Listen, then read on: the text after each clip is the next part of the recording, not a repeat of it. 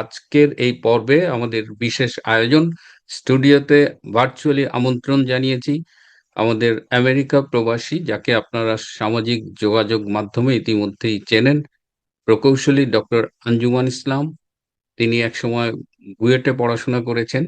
পরবর্তীতে আমেরিকায় পড়াশোনা করে আমেরিকার বিভিন্ন রাজ্যে তিনি নীতি নির্ধারণী পর্যায়ে কাজ করছেন এবং বর্তমানে একটি সংস্থার সিইও হিসেবে কাজ করছেন। ডক্টর আঞ্জুমান ইসলাম, আপনাকে স্বাগতম। ধন্যবাদ। আসসালামু আলাইকুম দর্শকদের। জি, আগামীকাল তো বাংলাদেশে একটা নির্বাচন হতে যাচ্ছে, হবে হবে না এরকম অনিশ্চয়তার ভেতরে এখন মনে হচ্ছে হবে। তো আপনার কি মনে হয় যে এই নির্বাচনে আসলে কে জিতবে? আম আসলে আপনি যেটা বললেন যে আসলেও এখনো সবার মনেই প্রশ্ন আছে নির্বাচনটা হবে কিনা। কারণ আজকেও আমি যে সমস্ত আলামত দেখছিলাম মাঠে, ঢাকাতে, পল্লবীতে, মিরপুরে নানান রকম গন্ডগোল হচ্ছে। চট্টগ্রামেও দেখলাম একটা আসনে বিএনপির এক প্রার্থীর কার্যালয় পুড়িয়ে দিয়েছে। তো সব মিলিয়ে পরিস্থিতি এখনো খুব একটা ক্লিয়ার না যে আসলেও নির্বাচনটা হবে কিনা। তো আপনি যেটা প্রশ্নটা করছেন যে ইলেকশনে কে জিতছে, তো সেটা দিয়ে আমি একটু অন্যভাবে শুরু করি আরকি। যে এই যে তৈরি রেজাল্টের যে নাটুকে নির্বাচন হতে যাচ্ছে তাতে বিএনপি, জামাত, এনসিপি যেই জিতুক না কেন ভোটের মাঠে আর প্রচারণায় কিন্তু অলরেডি জিতে গেছে একটা পক্ষ, সেটা কে? ভারত। কেন বলছি? ভারত জুজু এবার ইলেকশনের প্রচারণায় কিন্তু একদমই ছিল না। ভারতের অনুকূল্য পেতে বরং সবাই ব্যাকুল ছিল, সবাই ভারতের বন্ধুত্ব চায়। আগে জামাত বিএনপির মুখে থাকতো ভারত বিরোধিতা, কিন্তু অন্তরে থাকতো ভারতের তাবেদারিত্ব। কিন্তু এবার সেটা একেবারেই ছিল না। সবাই ভারতের অনুকূল্য চাচ্ছে, সবাই ভারতের বন্ধু হতে চাচ্ছে। আর ওদিকে আওয়ামী লীগকে মরিয়া প্রমাণ করিতে হইল যে আওয়ামী লীগই একমাত্র ভারতের বন্ধু ছিল না। তো গিভেন দ্যাট, আসি আপনার প্রশ্নে যে কে জিতছে।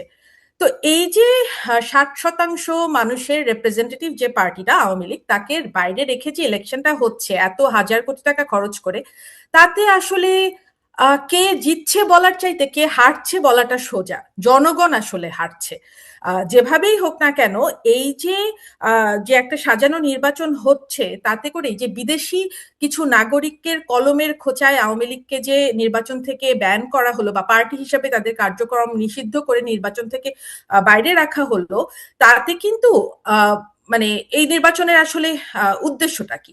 তো আমার এখানে একটা কথা মনে পড়ছে যে শেখ হাসিনা একসময় বলেছিলেন যে এতই যদি মানে কনভিকশন থাকে যে ক্ষমতায় আমরা জনগণের সাপোর্ট আছে, তাহলে আসো না ইলেকশনে, দেখি ইলেকশন করে দেখাও যে তোমরা জিততে পারো কিনা। তা আমার কেন জানি মনে হয় সেই ফাঁদেই এই আসিফ নজরুল, ইউনুস, ওয়াকার গং পা দিয়ে একটা ইলেকশন তো দিয়ে দিয়েছে। কিন্তু আওয়ামী লীগ আবার সাহসও করতে পারেনি যে আওয়ামী লীগকে রাখবে, কারণ তারা জানে যে মানে এই সংসদীয় গণতন্ত্রে যদি একটা পার্টির 55 থেকে 60% ভোট মানে জনপ্রিয়তা হয়, তাহলে তো আসলে কোনো আসনেই তারা জিতবে না। তো এটা মানে 300 আসনেই জিতে যাচ্ছে, তাই না? মানে ওই আওয়ামী লীগ। তো সেইখান থেকে যেটা সমস্যাটা হয়ে গেল, যে তারা ভেবেছিল আওয়ামী লীগ, কেন এই কথাটা বললাম, আজকে আমি আসিফ নজরুলের একটা বক্তব্য শুনছিলাম যেখানে উনি অনুনয় বিনয় কান্নার সুরে, নাকি সুরে মিউ মিউ করে বলছেন যে আওয়ামী লীগের কোনো লোকজন তো কোনোভাবেই কোনো অনুনয় বিনয় করলো না যে তারা ইলেকশনে আসতে চায়, তাদের তো কোনো অনুশোচনা দেখালো না যে তারা এই গণ অভ্যুত্থান সোকল, তাদের ভাষায় আমি তো বলি মবক্রেসি করে, জঙ্গি আক্রমণ করে তারা জাতির ঘাড়ে চেপে বসেছে। তো ওই কারণেই আমি বলছি যে তাদের যে অনুনয় বিনয়ের সুর দেখতে পাচ্ছি যে আওয়ামী লীগ তো আসলে আসলো না। তো এত কিছুর তারা যে করলো, তাতে করে কি হলো? তাতে করে যেটা হলো যে একটা সাজানো ইলেকশন, এখানে বিএনপি, জামাত নিয়ে মানে একেবারে লেজে গোবরে অবস্থা আর কি। আর আওয়ামী লীগ কেন ইলেকশনে আসবে? কারণ আপনি দেখেন, একে তো ব্যান করেছে, তারপরে যেই ইউএন এর ফ্যাক্ট ফাইন্ডিং যে রিপোর্টটা, সেটাতে যেখানে একেবারে ডিসক্লেমার দিয়ে বলা আছে এই রিপোর্টকে কোনোভাবেই বিচারিক কার্যক্রমের মানে করা যাবে না। ব্যবহার করা যাবে না, সেখানে তারা সেটাই কেই ব্যবহার করে একমাত্র সাক্ষ্য, মানে একমাত্র না হলেও মূল সাক্ষ্য হিসেবে ব্যবহার করে আওয়ামী লীগ সভানেত্রী শেখ হাসিনাকে একেবারে মৃত্যুদণ্ড দিয়ে ফেলেছে, তাই না? তো আওয়ামী লীগের তো এখানে ইলেকশনে আসার কোনো প্রশ্নই আসে না। তার উপরে দেখেন এই যে তাজুল মার্কা যে একটা ফার্সিক্যাল ট্রাইব্যুনাল, এখানে আওয়ামী লীগের বিভিন্ন মানুষজন থেকে শুরু করে মানে যে ঘটনাগুলো ঘটছে তাতে করে আওয়ামী লীগের তো আসলে ইলেকশনে আসার কথা না। তো back to the original point, কে জিতছে? আহ এখানে ওই কোবরা কনান্ড্রামটা আসে আর কি, যে ভারতে নাকি একসময় অনেক কোবরা সাপ হয়েছিল, তো বলা হয়েছিল সরকার থেকে যে কোবরা সাপ যদি কেউ ধরে এনে দিতে পারে তাকে টাকা দেওয়া হবে। এটাতে করে ভারতের মানুষজন প্রচুর কোবরা সাপ পালা শুরু করলো। তাতে করে মানে টাকা দিতে দিতে সরকারের অবস্থা খারাপ, তখন তারা আবার বললো যে না, আর টাকা দেওয়া হবে না। তো তখন ওই কোবরা সাপ যারা পালছিল তারা কোবরা সাপগুলোকে মাঠে ছেড়ে দিল। দিয়ে তাতে কি হলো, কোবরা সাপ আরো বেড়ে গেল। তো এখন বাংলাদেশের অবস্থাটা হয়েছে ওই রকম, যে এই সমস্ত জঙ্গি টঙ্গিকে পেলে তাদেরকে ক্ষমতার লোভ দেখিয়েছে, তারা মাঠে এনেছে। এখন পুরো বাংলাদেশটা তো তাদের খপ্পরে পড়ে গেছে। তো এখন বিএনপি শুরু করেছিল জামাতকে, মানে বিএনপির মাধ্যমেই জামাত রাজনীতিতে প্রবেশ করেছে বাংলাদেশে। বিএনপি ভেবেছিল জামাত সবসময় তাদের তাবেদার দল হয়ে থাকবে, কিন্তু তা তো হয়নি।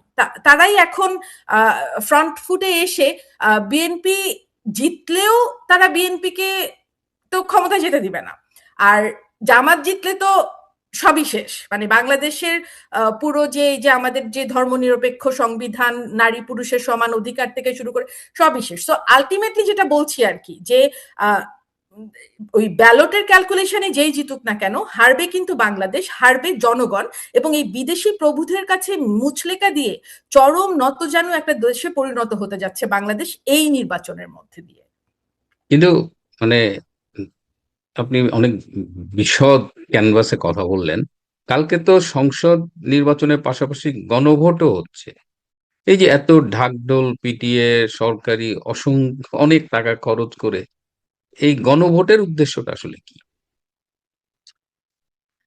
ইউনুসের তো আসল উদ্দেশ্যটাই ছিল গণভোট করা, তাই না? মানে জাতীয় সংসদ নির্বাচনটা তারা পরে করতে চেয়েছিল, আগে গণভোটটা করে নেয়া। তো গণভোট তো আলী রিয়াজ আর ইউনুসের সেই যে আসল সংস্কার, কারণ তাদেরকে সংবিধানটাকে সংস্কার করতে হবে। কেন করতে হবে? কারণ এই যে অসাংবিধানিক ভাবে বা মবক্রেসির মাধ্যমে যে ইউনুস গং জাতির ঘাড়ে চেপে বসেছে, তো সেটাতে করে তো সংবিধান অনুযায়ী তাদের মাথার উপরে ফাঁসির দড়ি বলি আর মানে গিলোটিনের খড়গ বলি সেটা ঝুলছে। তো এই সংবিধানটাকে সংশোধন না করলে তো, বা এই মানে 72-এর সংবিধানটাকে এখনো যে সংবিধান, এটার আওতায় তো তারা আসলে নিজেদেরই ফাঁসির দড়ি শক্ত করেছে। তো এই সংবিধান তাদেরকে সংশোধন করতেই হবে। আর সাথে তো আছে যে সমস্ত ইউনিফর্মড বাহিনী এই ইউনুস গংকে সাহায্য করেছে যে কোনো প্রণোদনায় বা যে কোনো আহ, মানে কি বলে ওটাকে, যে কোনো মানে শর্তে। প্রলোভনে, হ্যাঁ যে কোনো শর্তে বা যে কোনো প্রলোভনে তাদেরও তো মাথার উপরে সেই খড়গই ঝুলছে, তাই না? তো সে কারণেই সংবিধানটাকে সংশোধন করা তাদের খুবই জরুরি। আর এটার ভিতরে তারা আবার কিছু তাদের মানে অনেক পুরনো কিছু তাদের যে অভিপ্রায় ছিল সেটাকেও যুক্ত করে দিয়েছে। যেমন বলি, যে বর্তমান সংবিধানের যে 70 অনুচ্ছেদে নির্বাচিত সংসদ সদস্যরা দলের বিরুদ্ধে গিয়ে কোনো বিলে ভোট দিতে পারবে না, তাই না? তো দিলে পরে সদস্যপদ চলে যাবে। কিন্তু তার মানে দেখেন, এটা যদি হয় তাহলে কিন্তু দলীয় হাইকমান্ডের কোনো আর কর্তৃত্ব থাকে না সংসদ সদস্যদের প্রতি। তো এটা একটা তারা চায়। তাতে করে কি হবে, তারা ওই যে আমেরিকার স্টাইলে বা মানে ওয়েস্টার্ন ওয়ার্ল্ডে যেরকম লবিং ফার্ম দিয়ে সংসদ সদস্য কেনা বেচা হয়, তো প্রচুর এনজিওর বদলে তখন দেখবেন লোকাল লবিং ফার্ম তৈরি হয়ে গেছে। তো এটা হচ্ছে ওই ওই ক্লাসটার একটা ইয়ে আর কি, মানে মানে কি বলে এটাকে, যে আহ, আয় উপার্জনের একটা ব্যবস্থা করা। আর তাছাড়াও যেটা বলি সেটা হচ্ছে আহ, ওই যে জিয়াউর রহমান বলেছিলেন না, যে আমি রাজনীতিবিদদের জন্য রাজনীতি কঠিন করে ছাড়বো। তো সেরকম ব্যাপারটাই হচ্ছে, এই যে উচ্চকক্ষ বলে ওনারা যে জিনিসটাকে আনছেন সামনে। তো উচ্চকক্ষ হলে কি হবে? আহ এই যে বাংলাদেশের সংবিধানে যে আছে জনগণ সকল ক্ষমতার উৎস, তাই না? ওটা কিন্তু আর থাকছে না, কারণ ওখানে ওই যে রিটায়ার্ড আর্মি অফিসার থেকে শুরু করে আমলা, তারপরে এই যে সো কল্ড এলিট সমাজ, বাংলাদেশের যে সুশীল বা নাগরিক সমাজ, তারপরে আহ, মানে এরা হচ্ছে ওই জায়গাটাতে জায়গা পাবে, যারা কিনা জনগণের কাছে গিয়ে সাধারণ প্রক্রিয়ায় নির্বাচিত হয়ে এসে সংসদ সদস্য হতে গেলে বা নীতি নির্ধারণ পর্যায়ে যেতে গেলে এদের তো জামানত বাজেয়াপ্ত হয়, এদের তো দুটা ভোটও নাই। কিন্তু ওই প্রক্রিয়াতে তারা ওই ক্ষমতার স্বাদ পেতে চায় আর কি। তো এটা হচ্ছে আমার ধারণা যে এটা ওই আলী রিয়াজের সংস্কারের অংশ আর কি। আর থার্ড যে পয়েন্টটা আমি বলবো, এটা একেবারে ডিরেক্ট, বাংলাদেশকে আসলে পাকিস্তানিকরণ করা। এটার কারণ হচ্ছে মানে আমেরিকার কিন্তু অনেকেই থিঙ্ক ট্যাঙ্ক বলছে যে এনসিপির নির্বাচনী ক্যাম্পের পুরো ফান্ডিংটাই এসেছে পাকিস্তানি সরকারের কাছ থেকে। তো বাংলাদেশকে এখনো ইসলামাবাদ ইস্ট পাকিস্তান হিসাবেই চিন্তা করে, এবং তাদের চিন্তা চেতনা, আমিও যখন অনেকের সাথে পাকিস্তানি বংশোদ্ভূতদের সাথে কথা বলি, ওনারা কিন্তু আমাকে বলতে চান, ও হাম তো ভাই বেহেন এরকম করে কথা বলতে চায় আর কি। আমি বলি নো, সরি। তো এখন রাজনৈতিকভাবে বাংলাদেশকে পাকিস্তান বানানোর ব্যাপারটা আসলে কি? ব্যাপারটা হচ্ছে বাংলাদেশে কিন্তু 91-এর পর থেকে বাংলাদেশের রাজনীতিতে কিন্তু আর্মি ইনফিলট্রেশন খুব একটা হয়নি, অথচ পাকিস্তানে তো কখনো কখনো হয়তো রাজনৈতিক ব্যক্তিত্বের চেহারাটা সামনে রেখে পিছন থেকে সরকার চালায় আর্মি, অথবা কখনো কখনো নিজের একেবারে সরাসরি গদিতে বসে যায়। তো বাংলাদেশে যেহেতু এরকম হচ্ছিল না 91 সাল থেকে, এবং সংবিধানে ওই অসাংবিধানিক ভাবে কেউ যদি ক্ষমতা দখল করে তাদের আসলে পুরো মানে ওই ওই পুরোটাকেই থামিয়ে দেওয়া হয়েছে সংবিধানে বিভিন্ন ক্লজ অ্যাড করে। তো সেটা যেহেতু হচ্ছিল না, তো তারা এখন এই সংবিধান করে পাকিস্তানি যে পাকিস্তান গোষ্ঠী যেটা, তারা এখন ওয়াকার, ইউনুস, আসিফ গঙের মাধ্যমে এটাই করতে চাচ্ছে। কারণ এনসিপি তো আসলে কি, এনসিপি ইউনুসের সেই কি নিয়োগকর্তা ছাত্র, আর ওয়াকারের হচ্ছে সন্তান সমতুল্য, তাই না? তো এই যে ছাত্র আর মানে আর্মি, এই যে সম্মিলনেই এরা চাচ্ছিল শুরুতে এনসিপি কে ক্ষমতায় আনতে, কিন্তু যখন দেখলো যে না, এনসিপির জনপ্রিয়তা কিছুতে বাড়ানো যাচ্ছে না, বরং ফল করছে, তখন তারা জামাতের সাথে তাদেরকে ট্যাগ করে দিয়ে একেবারে পাকিস্তানি আদলে একটা রাজনৈতিক ব্যবস্থা বাংলাদেশে কায়েম করতে চাচ্ছে, যেখানে ওয়াকার ইউনুস মূলত হয়তো আজিম মুনিরের মতো হয়ে যাবেন আর কি। তো এই গণভোটের পিছনে আসলে আমার এটাই আলটিমেট আন্ডারস্ট্যান্ডিং, যে বাংলাদেশকে তারা পাকিস্তানিকরণ করতে চাচ্ছে। কিন্তু আমার কি মনে হয় জানেন, কখনো যদি এই আজকে যারা ক্ষমতা আসার চেষ্টা করছে এই ধারাটা যদি কখনো রাজনীতি ক্ষমতার বাইরে চলে যায় এবং মুক্তিযুদ্ধের পক্ষের শক্তি যদি ক্ষমতায় আসে, এটা তো মানে ম্যাটার অফ এ সেকেন্ড। এটা আদালতে গেলেই এই যে গত 17 মাস জঙ্গি অভ্যুত্থান, পরবর্তী শাসন, এই সংবিধান সংশোধন সবকিছু তো অবৈধ হয়ে যাবে। এবং পাশাপাশি নেপালে দেখেন, নেপালেও কিন্তু এই উচ্চকক্ষ নিম্নকক্ষ অ্যাড করে এমন একটা ব্যবস্থা করেছে যে সেখানে কোনো সরকারি আর স্থিতিশীল হতে পারছে না। 1 বছর 2 বছরের মাথায় আবার এরকম একটা সমস্যা হচ্ছে। যেটা বলছিলাম ওটাই তারা চায় আর কি। কারণ আপনার যদি স্থিতিশীলতা থাকে তাহলে বিনিয়োগ আসবে। রাজনৈতিক স্থিতিশীলতা থাকলেই বিনিয়োগ আসবে, ব্যবসায়ীরা ইনভেস্ট করবেন, লোকাল ইনভেস্ট হবে, কুটির শিল্পগুলো গড়ে উঠবে, কৃষকরা তাদের উৎপাদিত পণ্যের যথাযথ দাম পাবে, এবং ইকোনমিটা রোল হবে, এবং তাতে করে জিডিপি বৃদ্ধি পাবে। তো এই পুরো জিনিসটা তো মানে রাজনৈতিক মানে অস্থিরতা থাকলে তো কোনোটাই হচ্ছে না, এবং ওটাই হচ্ছে উদ্দেশ্য, যে রাজনৈতিক স্থবিরতাটা যাতে না থাকে, এবং সাথে যদি আর্মির কোনো, কারণ এখন আর্মিকে অনেকে কিন্তু বলেন যে ওদের আর কাজটা কি, তাই না? যদি আমাদের নিরাপদ একটা প্রতিবেশী থাকে, তো তাদের তো বেসিক্যালি কোনো কাজ নেই। তো আর্মির নিজেকে ভ্যালুয়েবল করার একটা প্রচেষ্টা হচ্ছে, যে যখন দেশে রাজনৈতিক অস্থিরতা থাকবে, এই ধরনের কি বলে সহিংসতা থাকবে, তখন তারা এই যে নির্বাহী ক্ষমতায় মাঠে আছে, তাদের এক রকমের গুরুত্ব পাচ্ছে তারা। মানে আলটিমেটলি ওই দ্বিকক্ষ বিশিষ্ট বলি যাই বলি না কেন, এই পুরোটাই হচ্ছে রাজনৈতিকভাবে দেশকে অস্থিতিশীল করার একেবারে পায়তারা। আচ্ছা, এই যে নির্বাচন করছে বা ডক্টর ইউনূস, তার কি অর্জন এই 17 মাস পরে নির্বাচন দেশটাকে ধ্বংসের দিকে নিয়ে যাওয়া? আপনার কি মনে হয় ডক্টর ইউনূস এর মধ্যে দিয়ে কি অ্যাচিভ করছে? Good question, relevant question. তো উনার ভাষাই বলি, এই যে এত কিছু লড়র বড়র করে, উনি তো এই কথাটা উনারই মুখের ভাষা, যে এত কিছু লড়র বড়র করে দিয়ে আমাদের বাংলাদেশের জিডিপি কে একেবারে তিনের নিচে প্রায় নামিয়ে এনে, বিনিয়োগকে শূন্যর কোঠায় দাঁড় করিয়ে দিয়ে, মানে আমাদের পাসপোর্টের ভ্যালুকে একেবারে ডিভ্যালু করে, দেশ বিরোধী যে এত এত নন ডিসক্লোজার এগ্রিমেন্টের মাধ্যমে উনি যে দেশের 12টা বাজিয়ে দিচ্ছেন, মানে আবার দেশের মানুষকে জালিয়াত বলছেন।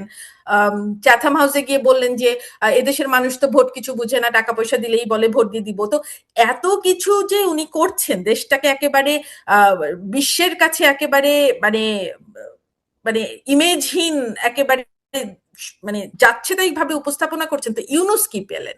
তো একটা সময় কানাঘোষা হচ্ছিল যে বিএনপি বা জামাত যেই ক্ষমতায় আসুক না কেন রাষ্ট্রপতি করা হবে ইউনূসকে। এবং ওটা প্রায় বোধহয় সমঝোতা হয়েও গেছিল, এবং তাকে শুধু যে প্রেসিডেন্ট করা হবে তা না, তাকে আজীবনের প্রেসিডেন্ট করা হবে। কিন্তু আমার এখন মনে হচ্ছে যে সেটা বোধহয় হচ্ছে না। কারণ এখানে কিছু ভূ রাজনৈতিক ব্যাপার আছে। কারণ ইউনূস যদি রাষ্ট্রপতি হয় তাহলে কিন্তু প্রতিরক্ষাটা থাকবে রাষ্ট্রপতির হাতে, এবং এই লোক, এই যে ইউনূস, এ যে কখন যুদ্ধ শুরু করে দেবে তা তো বলা যায় না, এবং তাতে করে প্রতিবেশী রাষ্ট্রগুলোর নিরাপত্তা কিন্তু খুবই হুমকির মুখে পড়বে। তাই আমার যেটা ধারণা যে এটা বোধহয় হচ্ছে না, এবং আমার মনে হয় যে সেই শর্তেই বোধহয় তারেক রহমানকে ইন্ডিয়া বাংলাদেশে আসতে দিয়েছে, যে ইউনূসকে রাষ্ট্রপতি করা যাবে না, বা ইউনূসকে এই দৃশ্যপট থেকে সরিয়ে ফেলতে হবে। তো তাহলে যদি মানে যদি সেই ক্যালকুলেশনটাই হয়, তাহলে আমার যেটা মনে হচ্ছে এখন ইউনূস যে কারণেই বাংলাদেশটাকে পুরো মানে যাচ্ছে তাই অবস্থায় এনে ফেলেছে, তাতে করে ইউনূস সম্ভবত আসলে কিছুই পাচ্ছে না, তার জন্য অপেক্ষা করছে একেবারেই একটা বেদনা বিধুর বিদায়, এবং বড়জোর সে একটা সেফ এক্সিট পেতে পারে। সেটা হয়তো বিএনপি, জামাত, এনসিপি মিলে তাকে এটা ব্যবস্থা করে দিতে পারে। এবং আমি একটা কথা বলি, সেটা হচ্ছে মির্জাফরের পরে এই বাংলাদেশে সবচেয়ে বেশি ঘৃণিত নাম যেটা উচ্চারিত হবে সেটা সম্ভবত হতে যাচ্ছে এই ইউনূস। খন্দকার মোশতাকের চাইতেও বেশি ঘৃণিত, এবং ইউনূসের কারণে অলরেডি